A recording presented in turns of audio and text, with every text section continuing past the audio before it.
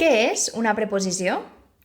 Les preposicions són paraules invariables que es fan servir com a nexe entre dos elements d'una oració. Et poso un exemple. És la bossa de natació. Quina és la preposició? La preposició és de.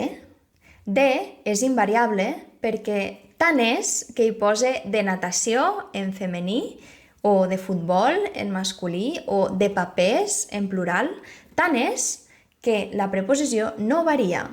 A més, t'he dit que fa de nexe, unix una paraula amb el seu complement. Aquí unix el mot bossa amb el complement del nom, que especifica de quina bossa parlem, la de natació, no una altra.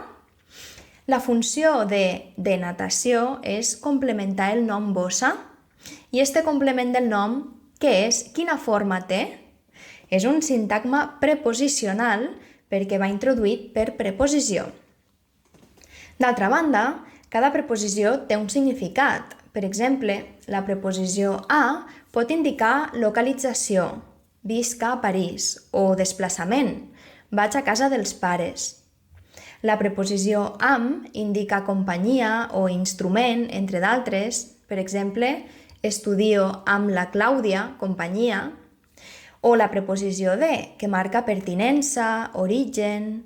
Les claus del Pau. De qui són les claus? Pertinença. Es veu clar, no? Molt bé, continuem.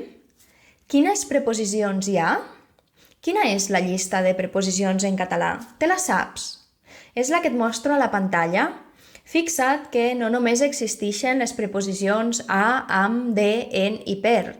Com veus, n'hi ha moltes altres, contra, segons, vers, des de, fins a, etc. No cal que te l'aprengues de memòria, però si vols consultar-la, perquè no tens clar si un mot és una preposició o no, a la descripció et deixaré un enllaç a l'article del blog sobre les preposicions, on trobaràs esta mateixa llista.